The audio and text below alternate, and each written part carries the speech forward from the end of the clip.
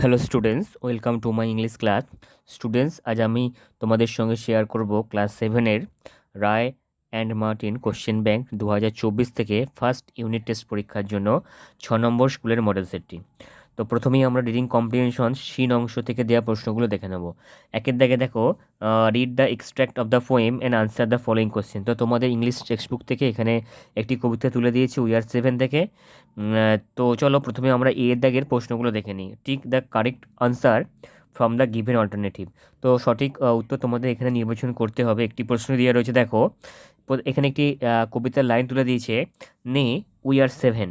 Here নে means, তো এখানে নে শব্দটা অর্থ জানতে চেয়েছে। তো চারটি অপশন দিয়েছে, none, no one, no, none of this. তো এই চারটি অপশনের মধ্যে থেকে সঠিক উত্তর হবে অপশন সি, অর্থাৎ নো। বিয়ের দাগে দেখো, আনসার দ্য ফলোয়িং কোশ্চেন্স। নিচের প্রশ্নগুলি উত্তর দিতে বলেছে। দুটি প্রশ্ন এখানে দেওয়া রয়েছে। প্রথম প্রশ্ন, who is the writer of the given poem. তো এই যে পোয়েমটি এখানে দেওয়া রয়েছে, তো এই পোয়েমটির রাইটার কে? তো সঠিক উত্তর দেখে নাও, William Wordsworth is the writer of the given poem. পরবর্তী দাগের প্রশ্ন দেখে নেব আমরা।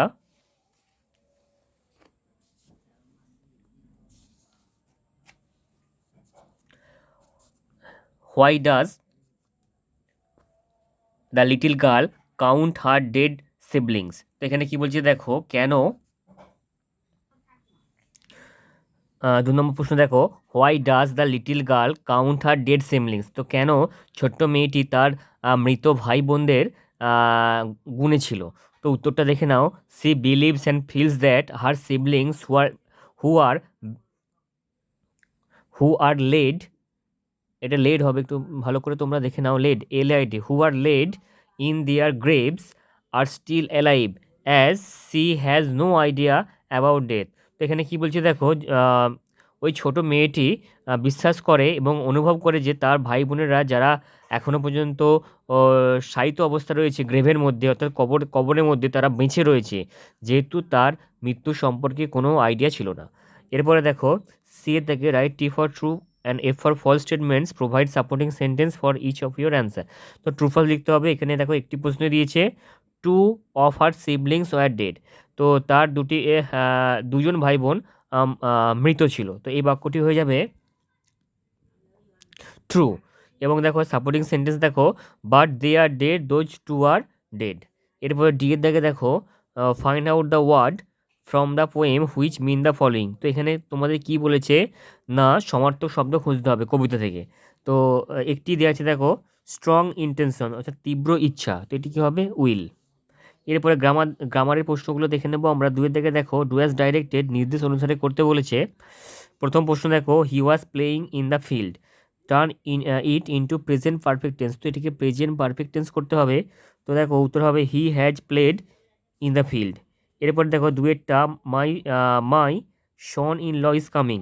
তো এখানে কী করতে বলছে, rewrite the sentence using the plural form of online noun.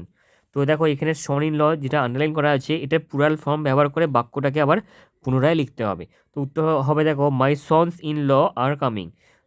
তো দেখো যেহেতু এখানে সন্স ইন ল, সেই জন্য আমাদের কিন্তু ইজ ভার্বটাকে পরিবর্তন করে কিন্তু আর করতে হয়েছে। এরপরে দেখো তিনের দাগের, আই ড্যাশ। তো এখানে ব্যাকেটের মধ্যে দুটি ওয়ার্ড দেওয়া রয়েছে, একটা ওয়ান্ডার, একটা wondered, at the unexpected result of the match. তো কী বলেছে, feel in the blank with correct homophone. তো সঠিক হোমোফোন ব্যবহার করে তোমাদের লিখতে হবে। তো হোমোফোন কথাটি অর্থ কী না, যে সমস্ত ওয়ার্ডের উচ্চারণগুলো এক কিন্তু মানে আলাদা, সেগুলোকে হোমোফোন বলা হয়। তো দেখো এখানে হয়ে যাবে আই ওন্ডার্ড, WONDERED, ওন্ডার্ড। এরপরে বিয়ের জায়গায় দেখো কী বলেছে, choose the appropriate positive form given in bracket. তো উপযুক্ত পজিটিভ ফর্ম ব্যবহার করতে হবে, মানে এখানে কি পজিটিভ অ্যাডজেক্টিভ। তো উত্তরগুলো দেখে নাও, I forgot to bring my pen yesterday. তো মাই কেন হবে, যেহেতু এখানে পেন নাউন ছিল, আর মাই সেই জন্য উত্তর হবে, কারণ মাইন্ড হচ্ছে পজিটিভ প্রোনাউন। এরপরে দেখো, so I asked my friend to lend me, এখানে উত্তর হবে কি হার্স। হার্স কেন হবে, কারণ এখানে পজিটিভ প্রোনাউন দরকার, যেহেতু কোনো নাউন নেই সেখানে প্রোনাউন বসাতে হবে। হার এবং হার্সের মধ্যে প্রোনাউন হচ্ছে হার্স, এটা হচ্ছে পজিটিভ অ্যাডজেক্টিভ। এরপরে দেখো সিয়ে দাগে কী বলছে দেখো, fill in the blanks with appropriate adjective. তো উপযুক্ত অ্যাডজেক্টিভ দিয়ে পূরণ করতে হবে। You should help a dash man, তো এখানে উন্ড দেওয়া আছে, তো কী হবে উন্ডেড ম্যান। আর 2 নম্বরটা দেখো, he left with a dash heart, হবে ব্রোকেন হার্ট।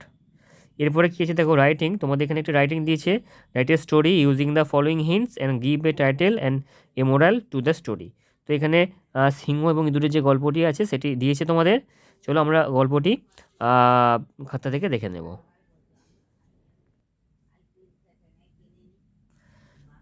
তো দেখো এখানে এই গল্পটির টাইটেল হয়ে যাবে the lion and the mouse. Once a lion was awakened by a little mouse playing on him. The lion caught the mouse and wanted to swallow him. Please spare me, begged the mouse. Who knows, I might be able to repay your kindness one day. The lion was amused to think that a little mouse could ever help him, but he let the mouse off. Some days after, the lion was caught in a net spread by a hunter. The mouse heard the lion's roaring. He came and gnawed the ropes. The lion was free. Now you see that even a little mouse can help a lion, said the mouse.